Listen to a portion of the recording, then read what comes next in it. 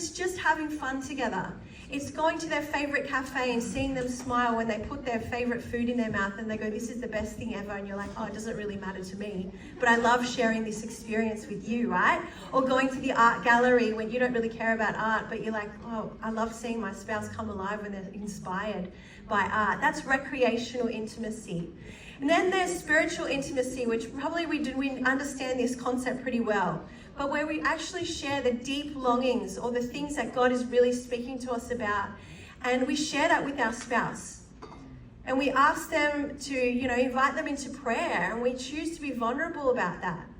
And then there's intellectual intimacy, which is having a curious desire to know your spouse's perspective, to know how they think, to know their experience that has shaped their lives, to know what their core values are, to know what they're passionate about or what their purpose is in life.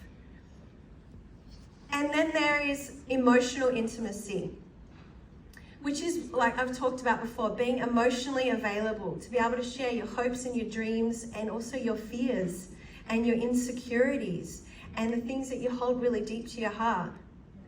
And physical intimacy, that is expressing affection and comfort through proximity, through touch, through physical closeness. That is not sexual.